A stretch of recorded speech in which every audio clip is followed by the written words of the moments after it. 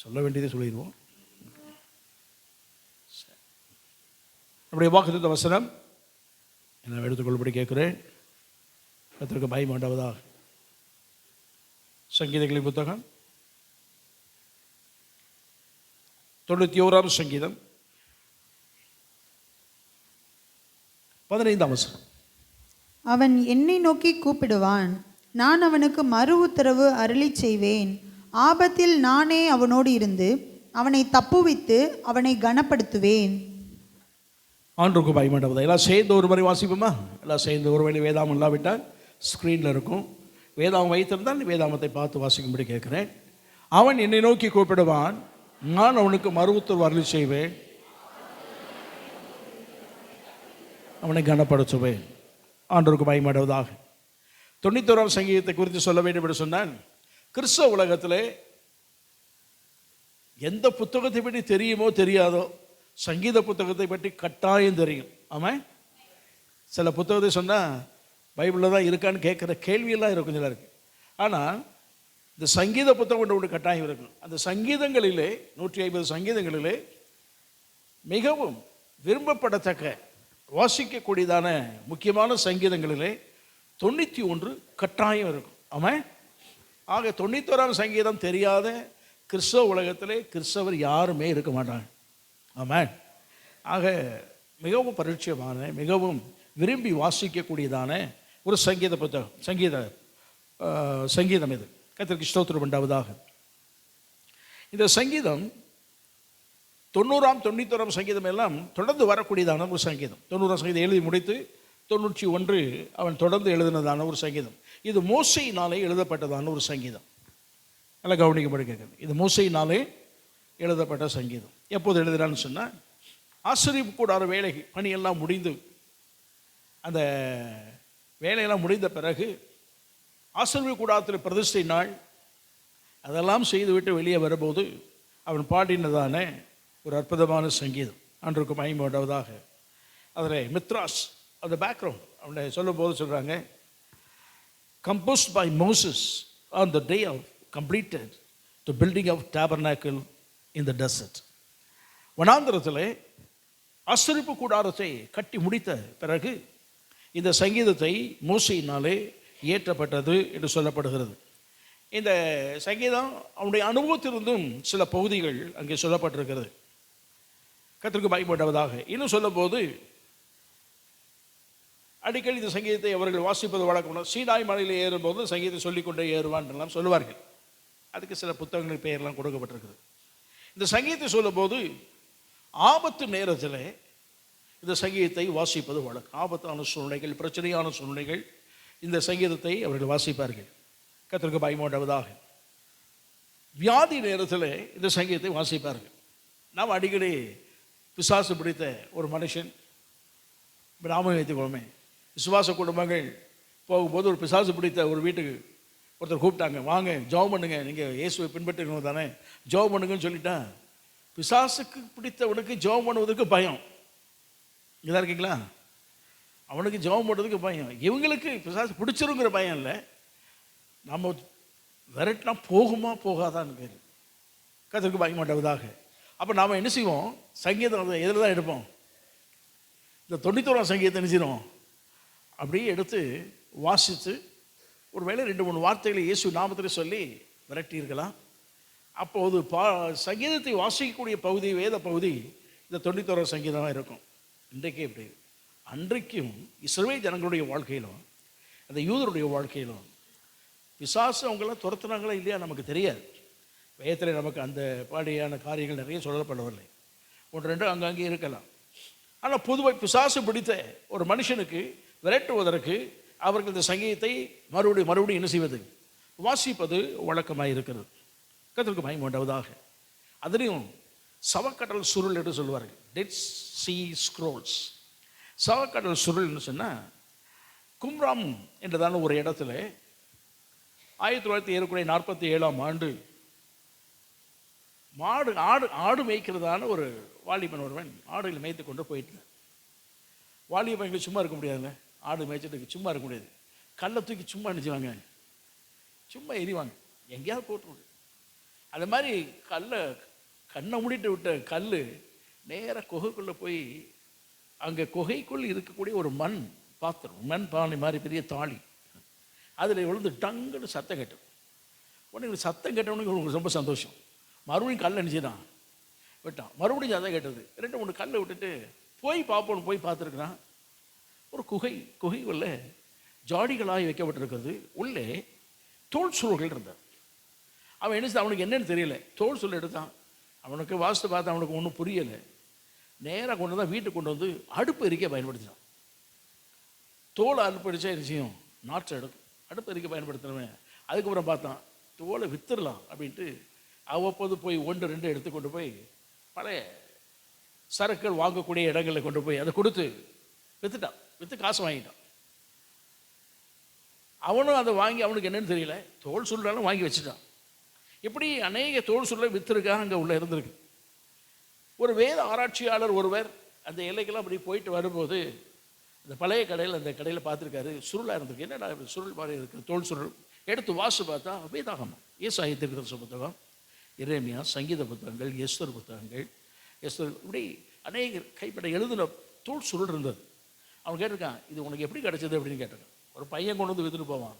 அப்படியா, சரி அந்த பையனை காமிங்கன்னு சொல்லி அவனையும் பிடிச்சி கடைசியில் போனால் நூற்றுக்கணக்கான ஜாடிகளில் தோல் சுருள் செய்யப்பட்டது, வைக்கப்பட்டது. அவளை அதெல்லாம் கலெக்ட் பண்ணி எடுத்து அதில் எழுதப்பட்டதெல்லாம் இருந்தது. வேதாகம பகுதிகள் இருந்தது. அதில் சிலர் இவர் எழுதி வைத்த அனுபவ காரியங்கள் இருந்தது. அதில் உள்ள சில பகுதியெல்லாம் சொல்லப்படும் போது இந்த சவக்கடை சொல்ல ஒரு தோல் சொல்ல சொல்லப்படுறது, பேய்கள் சாத்தானுக்கு எதிராக பாடப்படும் 4 சங்கீத பாடல்களிலே இது ஒன்று. 4 சங்கீதங்களே இது ஒன்று என்று சொல்லப்படுகிறது. கர்த்தருக்கு பயப்பட உண்டாவதாக. இது பொதுவாக நமக்கு தெரியும். பேய்களுக்கு பாடக்கூடிய பாட்டுன்னு சொல்லும்போது 91 கட்டாயம் வாசிப்போம். அதோடு மாத்திரமல்ல, இந்த யுஎஸ் ஆர்மி ஒரு காலகட்டத்தில் அவர்கள் பரேட் போகும்போது, யுத்தத்துக்கு போகும்போது இந்த 91 சங்கீதத்தை அவர் வாசிப்பது வழக்கமாய் கொண்டிருக்கிறார்கள். கர்த்தருக்கு பயப்பட உண்டாவதாக. ஆக 91 சங்கீதம் மிக பிரசித்த பெற்றதான, உலக அளவிலே கிறிஸ்தவ வாழ்க்கையில் பிரசித்த பெற்றதான வசனம். ஒவ்வொரு வசனங்களிலும் வாக்கு தத்தங்கள் இருக்கிறது. ஆமாம், எந்த வசனம் எப்போது எடுத்தாலும் அது வாக்கு தத்தம் தான். அற்புதமான வசனங்கள் பொதியப்பட்டிருக்கிறது. கர்த்தருக்கு பயப்படுவதாக. இது மறைவிடத்திலிருந்து மனுஷனுக்கு விரோதமாய் வரக்கூடியதான ஆபத்துகள், விரோதமான கிரியைகளிலிருந்து தப்புவிக்கப்படுவதற்கு பாடக்கூடிய பாடல்கள். கர்த்தருக்கு பயப்படுவதாக. எந்த சூழ்நிலையாக இருந்தாலும் அந்த சூழ்நிலை மத்தியிலே இதை பாடி கர்த்தரை துதிக்கும் போது தேவன் தம்முடைய அற்புத வல்லமை விளங்க பண்ணுவார் நம்பிக்கை இருந்தது. கர்த்தருக்கு ஸ்தோத்திரம் உண்டாவதாக.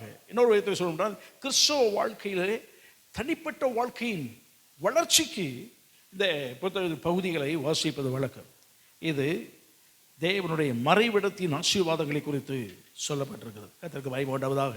ஆக இந்த புத்தகத்திலே அநேக காரியங்கள் சொல்லப்பட்டிருக்கிறது. ஒவ்வொரு பகுதியும் ஒவ்வொரு வசனம் சொல்லிக்கொண்டே போகலாம். கர்த்தருக்கு பயப்பட உண்டாவதாக. ஆனால் இந்த பகுதியை நான் வாசித்த இந்த பகுதி, நான் வாசித்தோமே இந்த பகுதி, நான் அவனை என்ன செய்வேன்? கனப்படுத்துவேன். அவசரம், நான் அவனை கனப்படுத்துவேன். I will honor you. Honor him. I will honor him. கர்த்தருக்கு பயப்பட, நான் அவனை கனப்படுத்துவேன். நம்முடைய ஆண்டவர் இந்த மாதத்தில் நம்மை கனப்படுத்துகிற மாதமாக இருப்பதாக. ஆமாம், நம்மை ஒரு கனப்படுத்த வேண்டும்.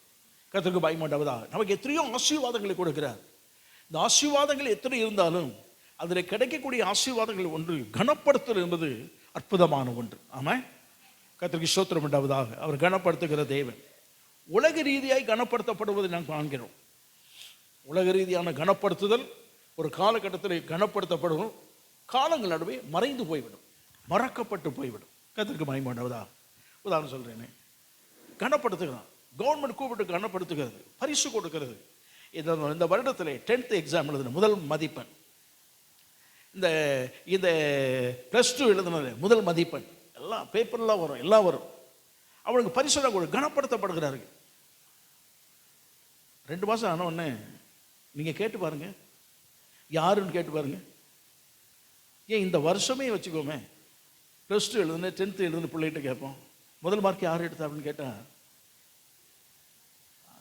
அப்படி யோசிப்பேன். அது மறைந்து போய்விடும். உலகம் கனப்படுத்துகிறது. ஆனால் உலகத்தால் கனப்படுத்தும் போது யோசிக்க வைக்கல, மறந்து போய்விடும், அது மறந்து விடும். இன்னொன்று விதத்தை சொல்லுவென்றால், இவனை விட இன்னொருவன் வந்து விட்டான், அவனை கனப்படுத்த போய்விடுவார்கள், இவர் மறக்கப்பட்டு போய்விடுவார். கர்த்தருக்கு பயப்பட உலகம் கனப்படுத்தும், ஆனால் காலங்கள் நடுவே மறக்கப்பட்டு போய்விடும். மனுஷன் கனப்படுத்துவான், இல்லை மனுஷன் கனப்படுத்துவான். கர்த்தருக்கு பயப்படாவதாக. தனக்கு தேவை என்று ஒன்று இருந்தால் கட்டாயம் அந்த தேவை நிமித்தம் ஒருவரை பிடித்து என்ன செய்வான், ஆகா ஓஹோன்னு என்ன செய்வான், கட்டாயம் புகழ்வான். கர்த்தருக்கு பயப்படாவதாக. புகழ்ச்சிக்கு அளவே இருக்காது, புகழ்வான். அவனால் காரியம் வாய்க்கலைன்னா எந்த அளவுக்கு புகழ்ந்தானோ அந்த அளவுக்கு என்ன செய்வான், தரக்குறைவாக பேசிட்டு போயிடுவான். கர்த்தருக்கு பயப்படாவதா. இது மனுஷனுடைய வழக்கம். அவன் எதிர்பார்த்து தான் ஏதாவது ஒன்று தனக்கு நன்மை, ஏதாவது ஒரு தேவை சந்திக்க வேண்டும். ஒன்று பொருளாதாரமாக இருக்கலாம், அல்லது குடும்பத்துக்கு தேவையான நன்மையாக இருக்கலாம், பதவி உயர்வாக இருக்கலாம், அல்லது பிள்ளைகள் காரியங்களாக இருக்கலாம். எதுவாக இருந்தாலும் ஒருவரை தேடி போகும்போது அவரை கனப்படுத்துவார்கள். ஆனால் அவரால் கிடைக்கப்படவில்லை என்று சொன்னான், ஒன்றும் இல்லைன்னா இன்னொரு விதத்தை நாம் காண்கிறோம். உலகத்தில் அடிக்கடி நாம் காண்பது, அடிக்கடி சொல்லுவோம், என்னை கருவேப்பிலை மாதிரி உபயோகப்படுத்திக்கிட்டாங்க. எதை மாதிரி? கருவேப்பிலை மாதிரி. அப்படின்னா என்ன அர்த்தம்? நமக்கு சொல்கிறோம், வாசனைக்கு கருவேப்பிலை எங்கேன்னு சொல்லி விலை கொடுத்தெல்லாம் வாங்கிட்டு வரோம், போட்டுரும். அதே இது சாப்பாடு பரிமாறின உடனே கருவேப்பிலை எப்படி எடுத்து வைப்பாங்கன்னு நினைக்கிறீங்க? எவ்வளவு விருப்பமாய் போட்டாங்களோ அவ்வளோ விருப்பம் வெளியே தூக்கி என்ன செய்வாங்க, அதை வச்சுருவாங்க. அது வேலை முடிஞ்சு போச்சு. இதே போல தான் சொல்லுவாங்க, என்னை குறித்த வேலைலாம் முடிஞ்சு போச்சு, என்ன நினைச்சிட்டாங்க. மனுஷனுக்கு ஒரு நாளைக்கு கிடைக்கக்கூடிய வேலைகள் நிறைய இருக்கும். அது முடிஞ்ச உடனே என்ன செய்வான், காரியம் ஆகணும்னா காலை பிடிப்பான், காரியம் முடிஞ்ச உடனே கழுத்தை பிடிச்சிடும். ஆகவே இது உலகத்திலே மனுஷனால் ஏற்படுத்தக்கூடிய ஒன்று. ஆகவே மனுஷனுடைய கணம், உலகத்தின் கணம் மறக்கப்பட்டு போய்விடும். மனுஷனுடைய கணம் தேவைக்கு மட்டும்தான் இருக்கும். கர்த்தருக்கு மகிமையுண்டாவதாக. வேலை முடிஞ்ச உடனே அவன் கனப்படுத்தலை தள்ளி விடுவான், காயப்படுத்தி விடுவான். கர்த்தருக்கு ஸ்தோத்திரம் உண்டாவதாக. வேதத்தில் நடந்திருக்குதான், வேதத்தில் நிறைய இடங்கள் நடந்திருக்கு. இஸ்ரவேல் ஜனங்கள் வனாந்தரத்தில் நடந்து வருகிறார்கள். அவர்கள் மோவாப் தேசத்துக்கு வந்த உடனே பிலேயாம் என்றதான ராஜா, மோவாப்பின் ராஜா, மன்னிங்க, பாலாக் என்றதான மோவாப்பின் ராஜா அவனை பார்க்குறான். பார்த்துட்டா பயங்கரமான ஒரு கூட்டம் வருது. அந்த கூட்டத்தை பற்றி அவன் சொல்கிறான், பிலேயாமை கூப்பிட்டு சொல்கிறான், இப்போ இந்த கூட்டம் மாடு புல்லை மேய்வது போல் தேசத்தை நினைச்சிடும், மேய்ஞ்சிடும். இவங்களை ஏற்று நிற்பதுக்கு எனக்கு பயமாக இருக்குது. ஆனால் எனக்கு ஒரு நம்பிக்கை இருக்குது. பிலேயாம் தீர்க்கதரிசியை பற்றி சொல்கிறேன், நீர் வந்து சபித்து விட்டால் அவன் சபிக்கப்பட்டு போய்விடுவான். சபிக்கப்பட்டானா நான் ஈஸியாக அவனை மேற்கொண்டு விடுவேன், நான் ஜெயிச்சிருவேன். அந்த ஜனத்தினுடைய பெண்களை எல்லாம் எங்கள் வீட்டுக்கு வேலைக்காரியாக வச்சுக்குவேன், பிள்ளைகளெல்லாம் அடிமையாக்கி ஏதாவது வேலை செய்ய வச்சுருவேன், ஆண்களெல்லாம் போட்டு தள்ளிடுவேன். ஆக நமக்கு ஒரு பெரிய கூட்டமே கிடச்சிருக்கு, நான் ஜெயிச்சிடணும், எப்படியாவது முறியடிக்கணும் அப்படின்னு சொல்லி பிலேயாமை கூப்பிடுகிறான். முதலாவது ஆட்களை அனுப்பி கூப்பிடுகிறான். பிலேயாம் இருக்கிற இடத்துக்கும் மோவாப் இருக்கிற இடத்துக்கும் ஏறக்குறைய 200 மைல் தூரம், ஏன்னா 200 கிலோமீட்டர் வச்சுக்கோமே. கர்த்தருக்கு மகிமையுண்டாவதாக. அவ்வளோ தூரம் போய் அவனை கூப்பிட்றான். பொருட்கள், அவனுக்கு விதவிதமான பொருட்கள், தங்கம் வெள்ளி எல்லாம் கொண்டு போய் கொடுக்குறான். ஆனால் அவன் சொல்கிறான், கர்த்தர் சொன்னதான் செய்வான். எப்படி பிலேயாமுக்கு கர்த்தரை பற்றி தெரியும்? அன்றைய காலகட்டத்தில் இஸ்ரவேல் ஜனங்களை தவிர மெய்யான தேவன் கர்த்தரை பற்றி யாருக்கும் என்ன செய்யாது, தெரியாது. ஆனால் அவனுக்கு எப்படி தெரியும் என்று சொன்னால் ஒரு குறிப்பு சொல்ல போது, உன்னதமான தேவனுடைய ஊழியக்காரன் யார்? ஆபிரகாம். அப்படி போகிறான், உன்னதமான தேவனுடைய ஊழியக்காரன் அவனுக்கு தசம பாகம் கொடுத்தான். அவர் யார்? மெல்கிசேதேக். அவன் ஒரு ராஜா. அவன் தேவனோட உறவுகள் அன்னைக்கு அவனுக்கு இருந்தது. கர்த்தருக்கு மகிமை உண்டாவதாக. அவனுடைய வழித்தோன்றல்களிலே வழி வழியாய் சொல்லப்பட்டது இந்த கர்த்தரை குறித்த எண்ணங்கள் ஒவ்வொருத்தருக்கும் இருந்து கொண்டே இருந்தது. அதிலே ஒருவன் தான் யார்? பிலேயாம். அதில் ஒருவன் தான் யார்? பிலேயாம். கர்த்தருக்கு மகிமை உண்டாவதாக. ஆகவே தான் அவனுக்கு கர்த்தரை குறித்த ஒரு தெளிவு இருந்தது. தேவனோடு பேசினான், தேவன் அவனோடு பேசி காரியங்கள்லாம் சொன்னார். கர்த்தருக்கு மகிமை உண்டாவதாக. இது எப்படி ஏது அதெல்லாம் நமக்கு தெரியாது, அவ்வளோதான், நமக்கு தெரிந்த வரை இவ்வளோதான். ஆனால் அவன் யாரை சபிக்கிறானோ அவன் சபிக்கப்படுவான், யாரை ஆசீர்வதிக்கிறானோ ஆசீர்வதிக்கப்படுவான். இந்த ரெண்டும் அவனுக்கு கையில் இருந்ததான ஒரு நல்ல ஒரு கிருபை, ஒரு திறமைன்னு சொல்லக்கூட கிருபை, தேவன் கொடுத்த அற்புதமான ஒரு ஆசீர்வாதத்தின் மகிமை. அவனை கூப்பிட்டான்.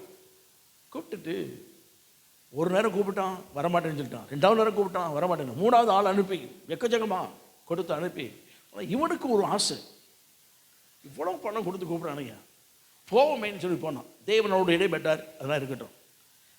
வசனத்தை வாசிக்கப்படி கேட்குறேன். வாசிங்கள். 22ஆம் அதிகாரம் 37ஆம் வசனத்தை வாசிக்கப்படி கேட்குறேன். பாலாக் பிலேயாமை நோக்கி, பாலாக் என்ற மோவாபின் ராஜா பிலேயாமை நோக்கி, உம்மை அழைக்கும்படி நான் ஆவலோடே உம்மிடத்தில் ஆள் அனுப்பவில்லையா? பாருங்க, உம்மை இங்கே அழைக்கும்படிக்கு எப்படி இருந்தானா?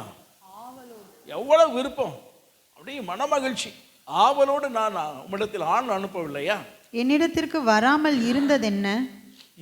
ஏற்ற பிரகாரமாக உம்மை நான் கனம் பண்ண மாட்டேனோ என்றான். அவர் சொல்ல பாருங்க, ஏற்ற பிரகாரம் உம்மை நான் கனம் பண்ண மாட்டேனோ. மனுஷ கணம் எப்படின்னு பாருங்க. உமக்கு என்ன வழியெல்லாம் கனம் பண்ணணுமோ எல்லா வழிகளும் நான் கனம் பண்ண மாட்டேனா? நீ கேட்கிற அளவிற்கு நான் கனம் பண்ணுவேன். இவர் ராஜா, இவனால் செய்ய முடியும், அதான் ஏற்ற அளவுக்கு கனம் பண்ணுவேன். அவன் எதுக்கு கூப்பிட்டேங்க? எனக்கு ஒரு ஜனம் வந்திருக்கு, வந்து பாரு. கண்மலை மேலே இருந்து பார்க்குறான். இந்த ஜனத்தை பார்க்கும்போது இங்கே நீ சபித்தா போதும், அவன் சாபமாயிருவான், நான் போய் ஜெயிச்சிருவேன், அதை மட்டும் நீ செய்ய அப்படின்னு. ஆனாலும் தேவன் சொல்கிறதான்ப்பா சொல்லுவேன். சரி, பலி செலுத்தினான். 7 பலிகள், ஒவ்வொரு 7 பலிகளை செலுத்தினான், காளைகளை செலுத்தினான். அவன் செலுத்திட்டு தேவனுடைய வார்த்தை வரும்போது சாபத்துக்கு பதிலாக எது வந்தது? ஆசீர்வாதம் வந்தது. சரி, இங்கே இருந்தாலும் ஒரு ஆசீர்வாதம் வருதா? இன்னொரு இடத்துக்கு வான்னு சொல்லி இன்னொரு இடத்துல பலி செலுத்திக்கு விட்டு பார்த்தான். அங்கேயும் சாபம் ஆசீர்வாதமாக மாறிடும். சரி, இன்னொரு இடத்துக்கு வா அப்படி இன்னொரு இடத்துக்கு கூட்டு போனான். இன்னொரு இடத்துக்கு கூட்டு போய் சபித்த படியாக சொன்னான். அங்கேயும் எதான் வந்தது? அது பயங்கர கோபம். 24ஆம் அதிகாரம் 10ஆம் 11ஆம் வசனத்தை வாசிக்கப்படி கேட்க. அப்பொழுது பாலாக் பிலேயாமின் மேல் கோபம் ஊண்டவனாகி கையோடைய கைத்தட்டி பிலேயாமை நோக்கி, என் சத்துருக்களை சபிக்க உன்னை அழைத்தனுப்பினேன். சத்துருக்களை சபிக்க உன்னை நான் அழைத்தனுப்பினேன். நீயோ இந்த 3 முறையும் அவர்களை ஆசீர்வதிக்கவே ஆசீர்வதித்தாய். நீ அவர்கள் சாபத்துக்கு பதில் ஆசீர்வாதத்தை கொடுத்துட்டே இருப்பா. ஆசீர்வதிக்கவே ஆசீர்வதித்தீர்.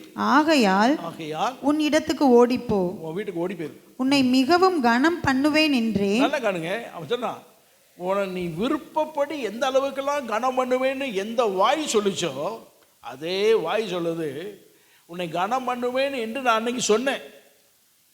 ஆனா நீ கனமடையாதபடிக்கு கர்த்தர் தடுத்தார் என்றான். அவன் வார்த்தை வச்சு சொன்னான், நீ கனமடையாதபடிக்கு கர்த்தர் நிறுத்தாரு. இவனுக்கு கர்த்தருக்கு சம்மந்தம் கிடையாது, ஆனாலும் சொல்லிட்டான், நீ கனமடையாதபடிக்கு யார் தடுத்துட்டா? கர்த்தர் தடுத்து விட்டார்.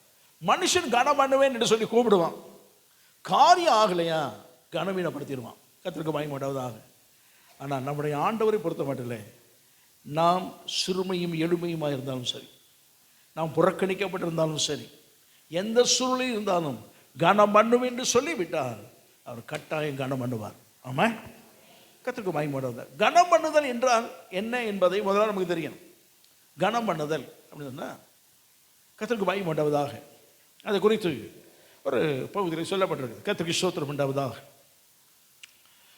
To honor God means recognize Him as the highest authority in heaven and on earth.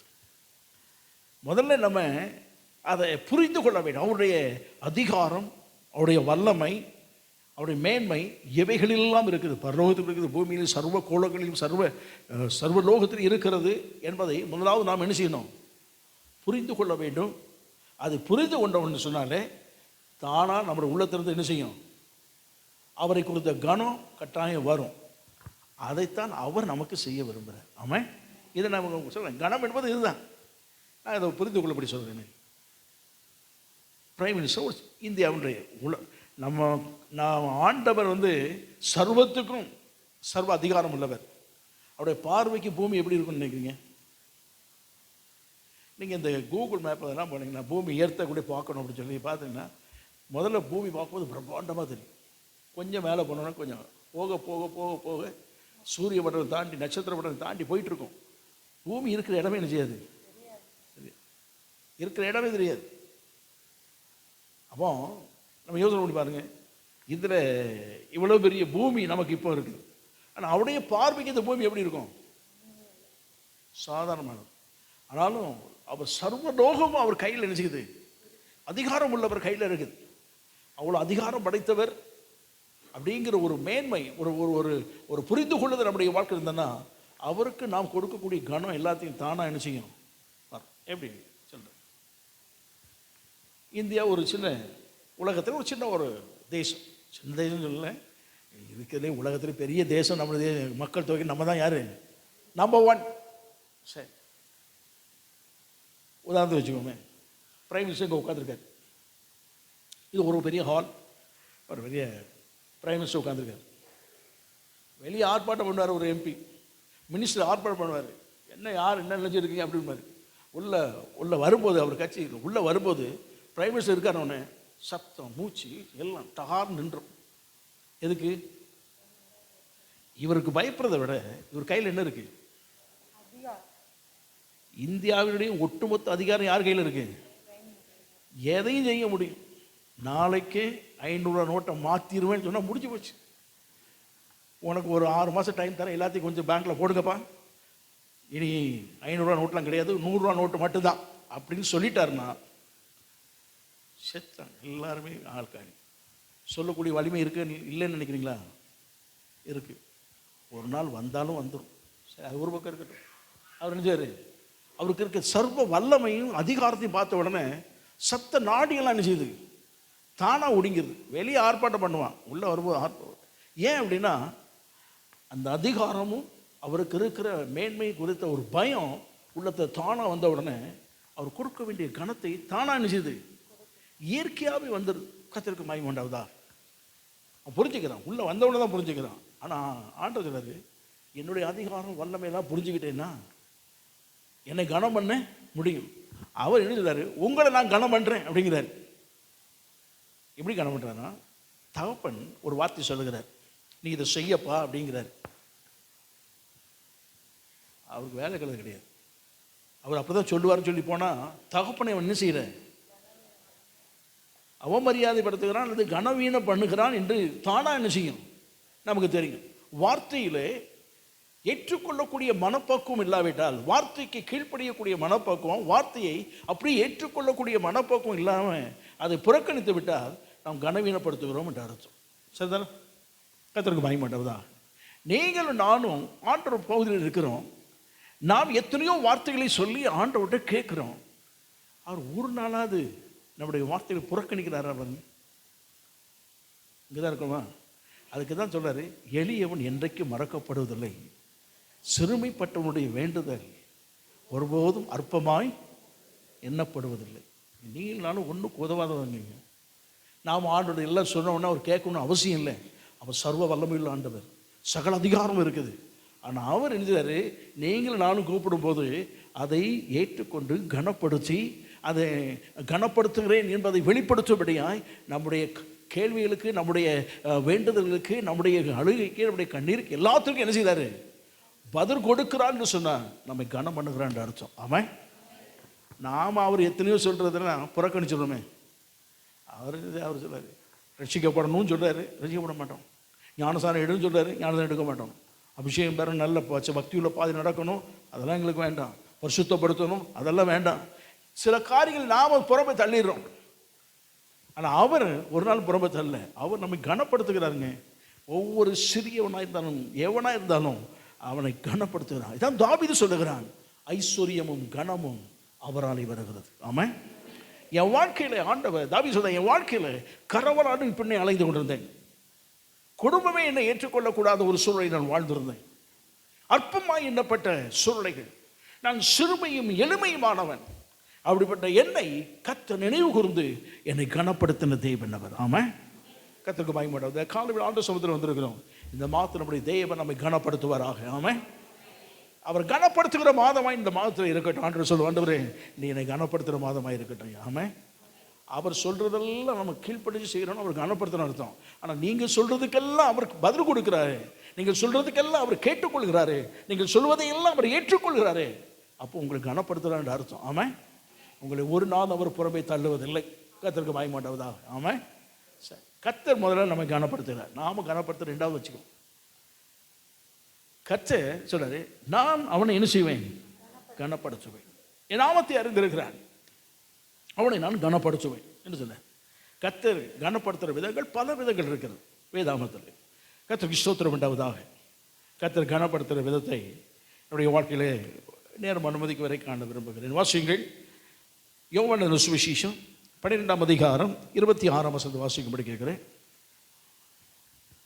ஒருவன் எனக்கு ஊழியம் செய்கிறவன் ஆனால் என்னை பின்பற்ற கடவன். நான் எங்கே இருக்கிறேனோ அங்கே என் ஊழியக்காரனும் இருப்பான். ஒருவன் எனக்கு ஊழியம் செய்தால் அவனை பிதாவானவர் கனம் பண்ணுவார். ஆண்டவருக்கு மகிமை உண்டாவதாக. எல்லாம் சேர்ந்து வாசிப்போமா? எப்படி வாசிக்கணும்னா கடைசி பகுதி, ஒருவன் எனக்கு ஊழியம் செய்தால் அவனை பிதாவானவர் கனம் பண்ணுவார். கொஞ்சம் மாற்றி சொல்லுவோம். பக்கத்தில் ஆளை பார்த்து, நீங்கள் கர்த்தருக்கு ஊழியம் செய்தால் பிதாவானவர் உங்களை கனம் பண்ணுவார். சொல்லி பார்ப்போமா? கர்த்தருக்கு மகிமை உண்டாவதாக. நீங்கள் ஊழியம் செய்தால் பிதாவானவர் உங்களை கனம் பண்ணுவார். ஆமாம், வேதத்தில் சொல்லப்படுகிறது. ஒருவன் ஊழியம் செய்தால் பிதாவானவர் என்ன செய்வாரா? என்ன ஊழியம்? அட்டூழியம் மாத்திரம் வேண்டாம், நமக்கு நல்ல ஊழியம் இருந்தால் போதும். ஆமாம், ஊழியம் என்பது நாம் நினைத்துக் கொள்கிறோம் மேடையில் வந்து பிரசங்கிப்பது, பாடுவது, ஆலோசனை சொல்வது, இசை மீட்டுவது, இது மட்டும்தான் நம்முடைய வாழ்க்கை ஊழியம் என்று தருகிறது. ஊழியம் என்று சொல்லப்பட்டதில் கர்த்தருக்கு மகிமை உண்டாவதாக. ஒரு வண்டியை சொல்லுவோமே, ஒரு ஸ்கூட்டர்னு சொல்லிட்டோம், அதாவது ஒரு நம்ம வச்சுருக்க மொபைல், ஏதாவது ஒரு புல்லட், ஒரு பைக்கு, எது எடுத்தாலும் பைக்கு நம்ம சொல்கிறோம். ஆனால் அதுக்கு இணைக்கப்பட்ட பார்ட்ஸ் எக்கச்சக்கம் என்ன செய்யுது? சிறியவைகளும் இருக்குது, பெரியவைகளும் இருக்குது, சிலவை மறைந்து இருக்கிறது. ஆனால் மறைந்திருக்கிற ஒன்று தான் ரொம்ப முக்கியமான. இங்கே தான் இருக்கீங்களா? மறைந்திருக்கிற ஒன்று தான் ரொம்ப முக்கியமான வேலையை என்ன செய்யுது. அங்கே டேமேஜ்னா வண்டி ஓடாது. ஆக ஊழியம் என்பது ஒன்று தான் என்பது நாம் நினைக்கக்கூடாது. அவைகள் நிறைய இருக்கு. கர்த்தருக்கு மகிமை உண்டாவதாக. எதை கர்த்தருக்காக எவைகளை செய்தாலும் தேவன் அதை ஊழியமாக ஏற்றுக்கொள்கிறார். ஆமாம், கர்த்தருக்கு மகிமை உண்டாவது. ஒன்று ஆலயத்தில் வைத்து செய்கிறது, ஆராதனைகளை செய்வது, வெளி உலகத்திலே ஆண்டவரை மகிமைப்படுத்தி செயல்படுத்துவது, எல்லாமே ஊழியத்தில் ஒவ்வொரு பகுதிகள். நாம் எதை வேண்டுமானாலும் செய்யலாம். ஆனால் கர்த்தருக்கு ஊழியம் என்றதான ஒன்றை என்ன செய்யணும்? செய்யும் போது பிதாவானவர் நம்மை என்ன செய்வார்?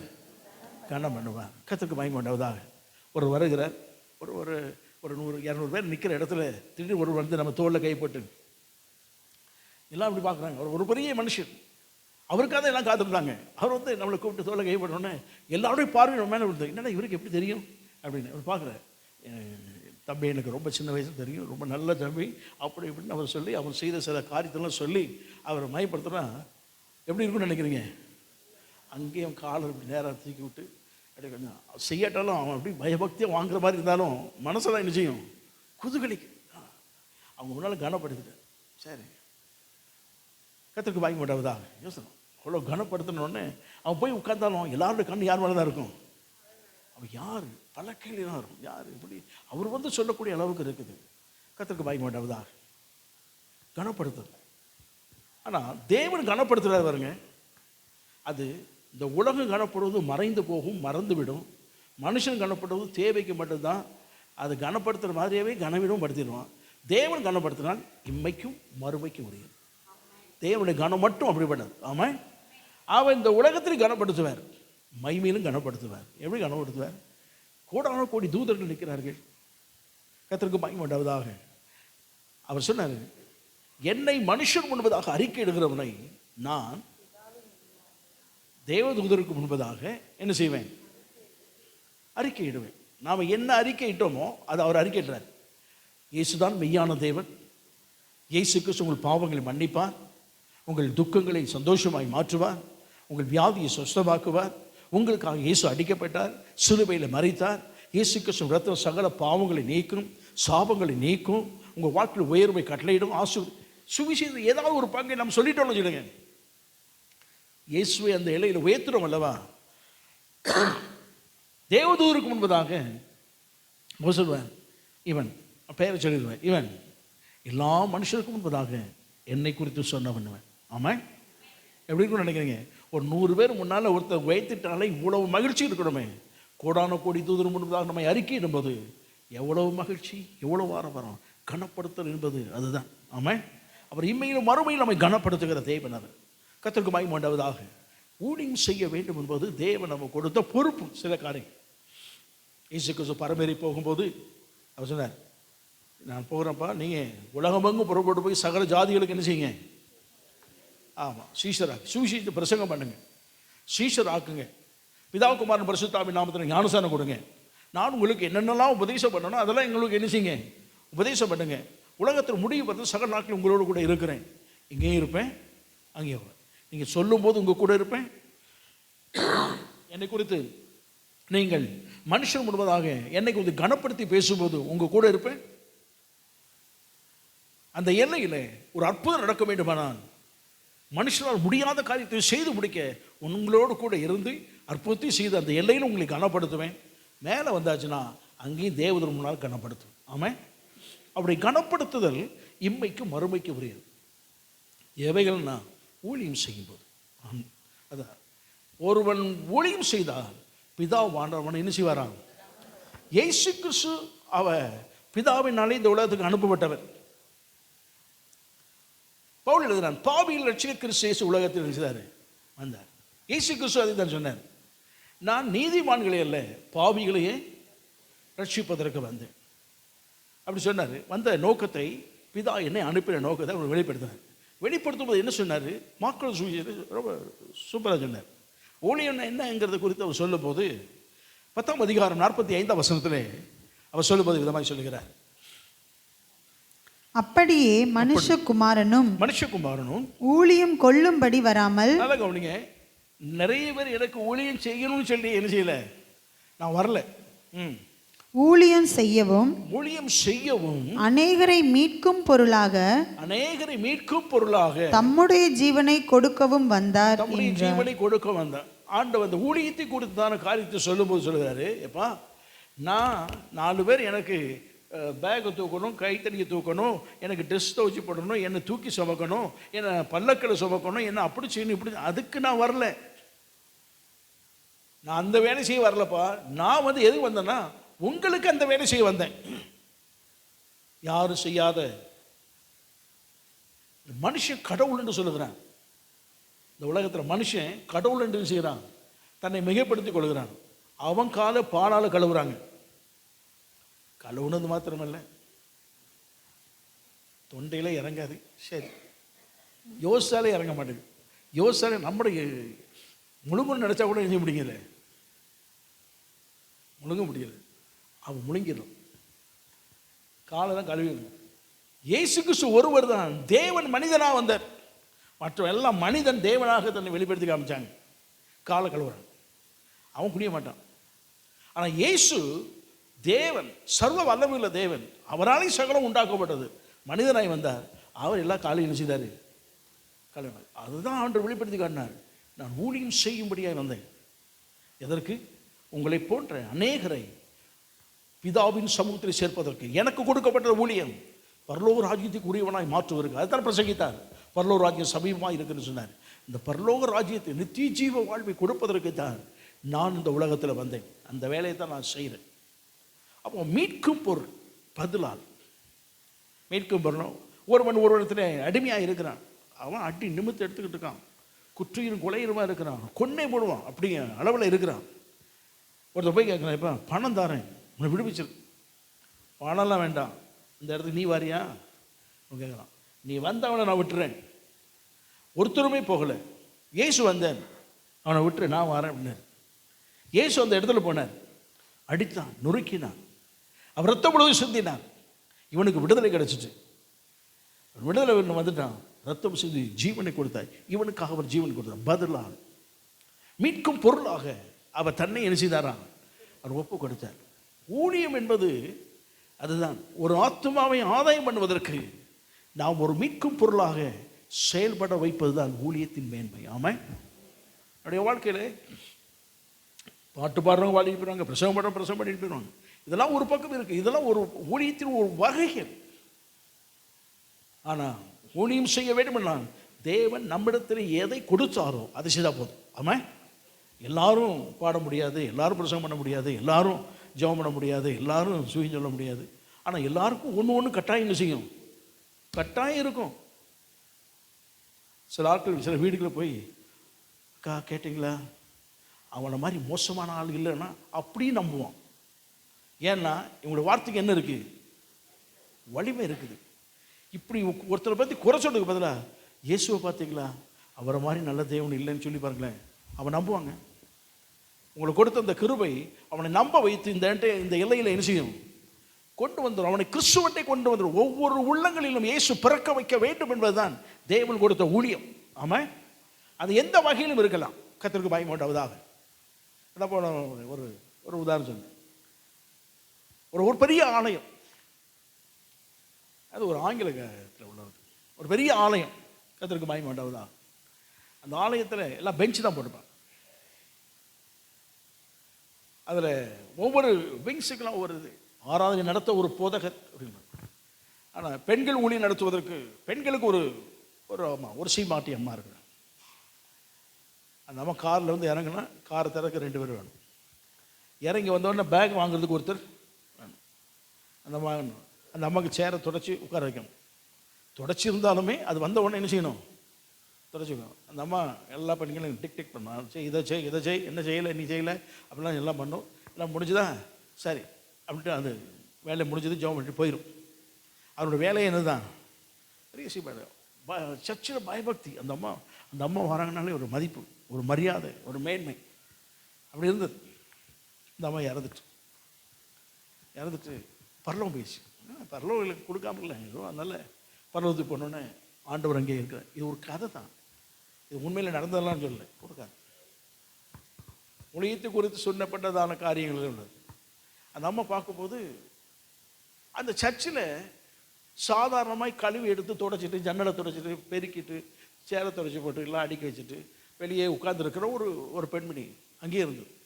அந்த பெண்மணி ஆண்டவர் முன்னால் நிற்குது. இது பார்த்து, டேய் என்னடா இது, இந்த அம்மாவை இருந்த ஆண்டு முன்னால் நிற்குது, பரவாயில்லையே, இதுவே நிற்குதுன்னா நான் கட்டாயம் என்ன செய்வேன், நிற்காமலா போயிடுவேன் அப்படின்னு பார்த்துட்டு இருக்கு. லைனில் நின்றுட்டு இருக்கு.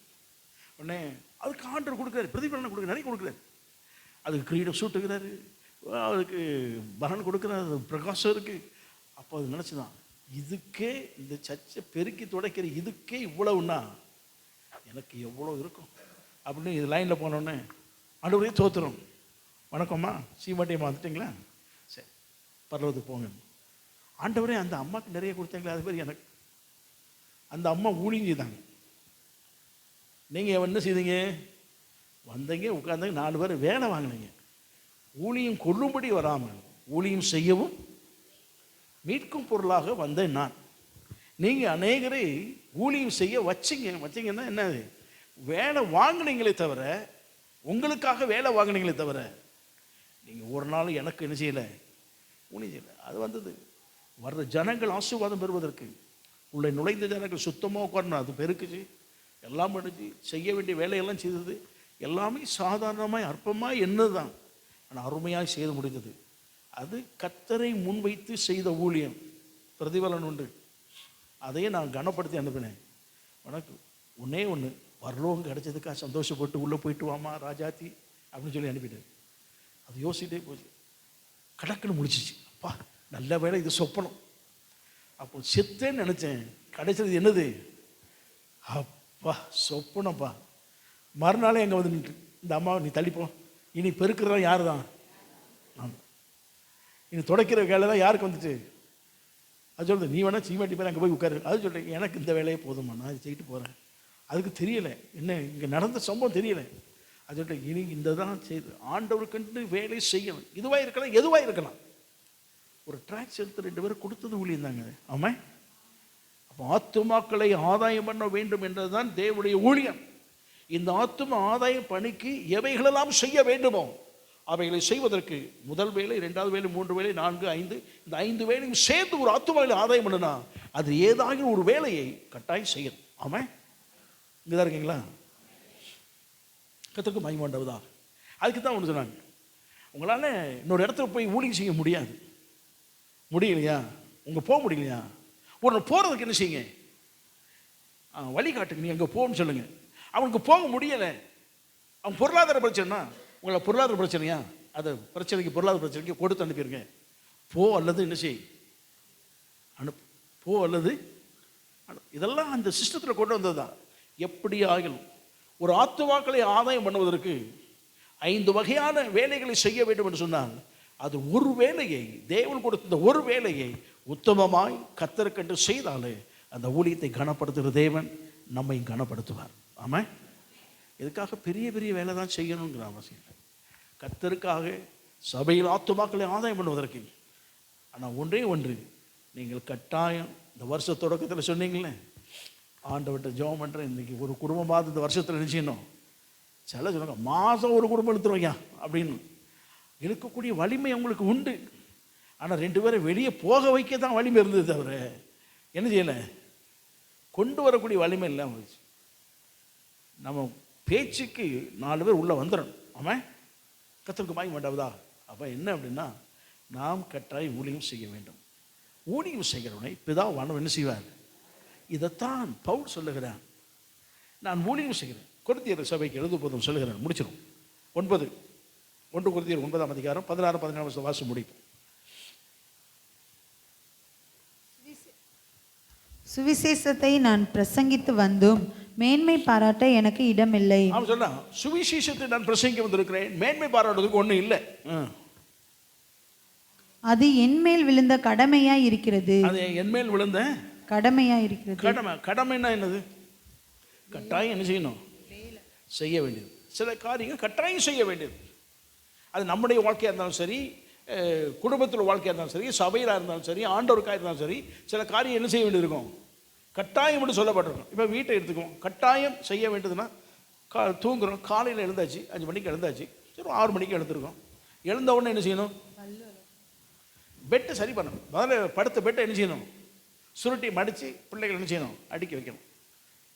இல்லாத சொல்கிறணும், ஒரு மாதிரி பார்க்கணும். சரி, சொல்ல வேண்டிய சொல்லிட்டு போயிடுறேன்.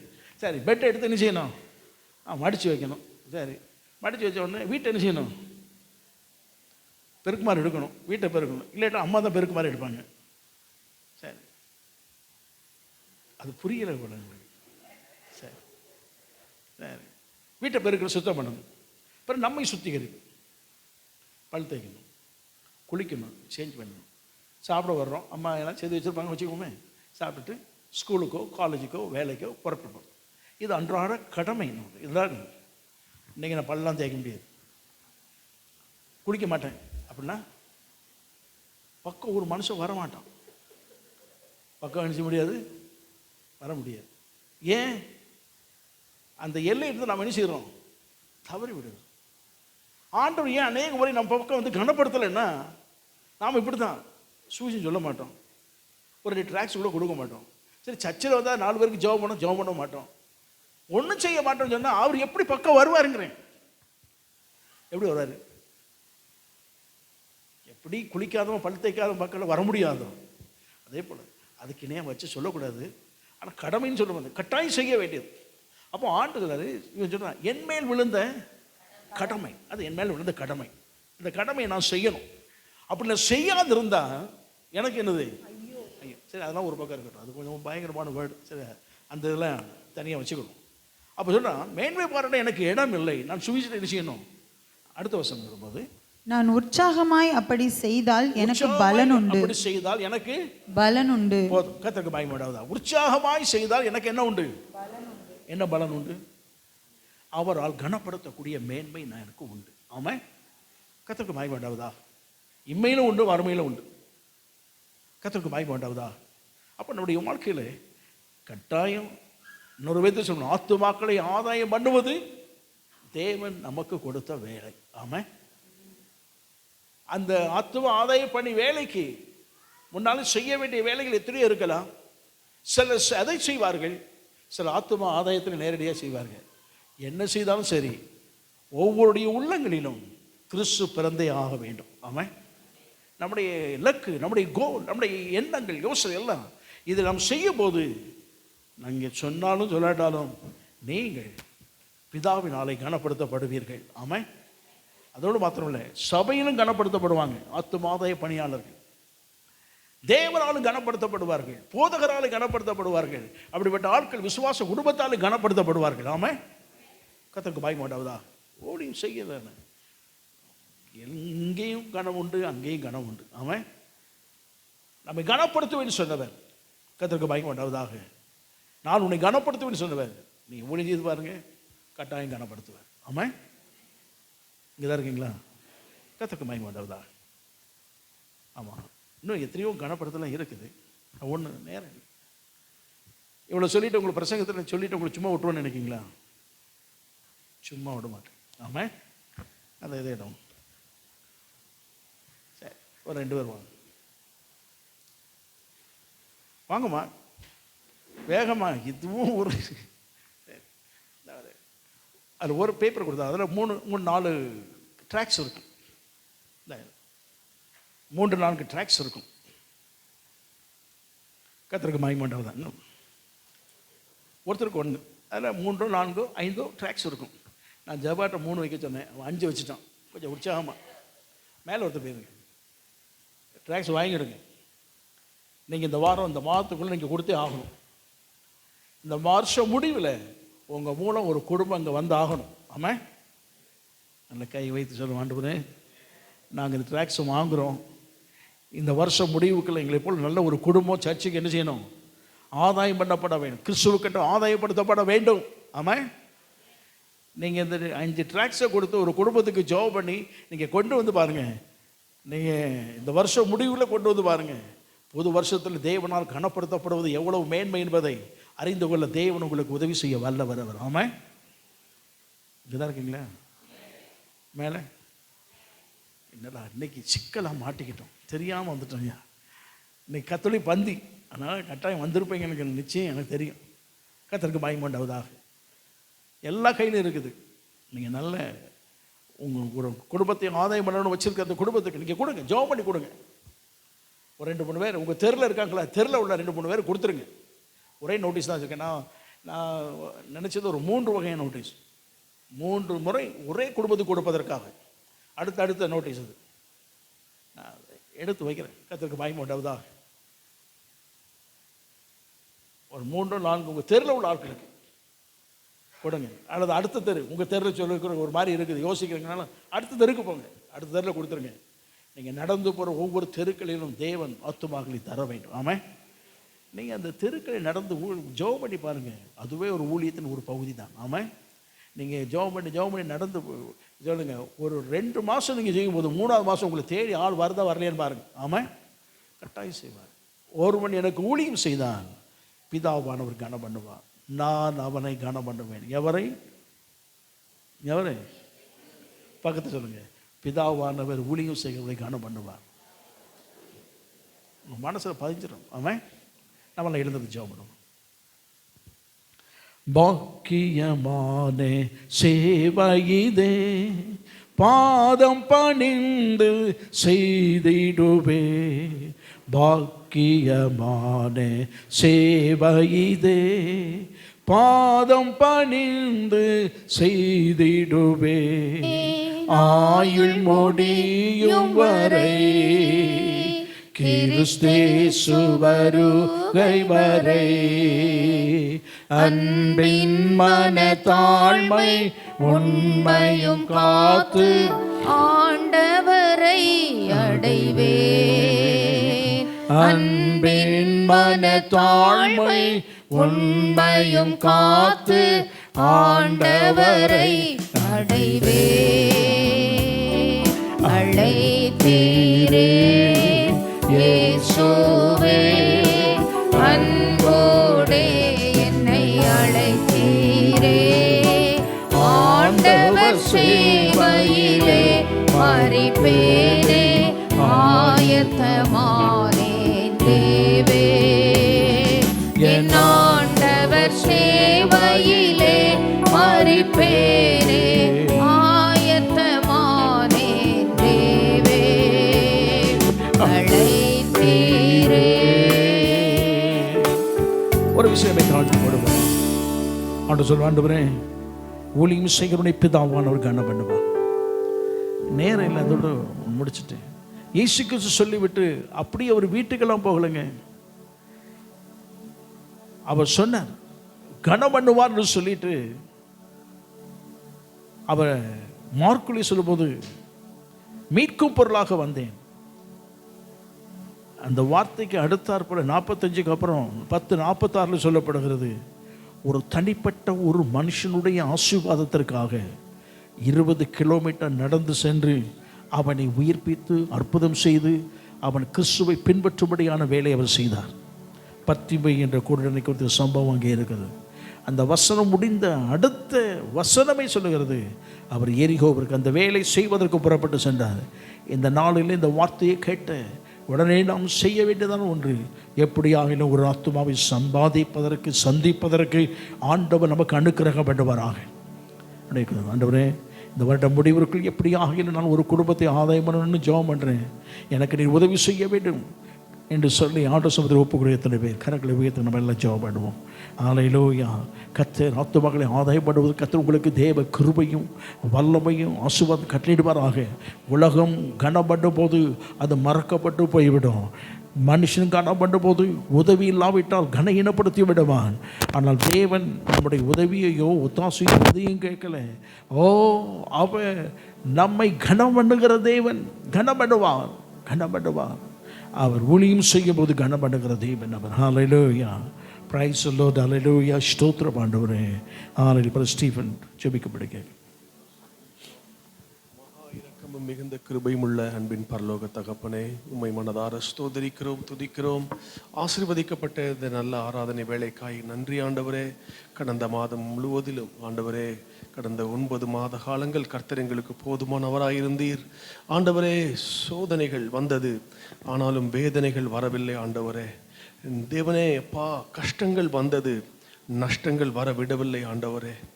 கலக்கங்கள் வந்தது, ஆனால் நெருக்கத்தில் எங்களை கர்த்தர் விடவில்லை ஆண்டவரே. அப்பா, இருள் வந்தது, ஆனாலும் கர்த்தர் எங்களுக்கு வெளிச்சமாக இருந்தீர் ஆண்டவரே.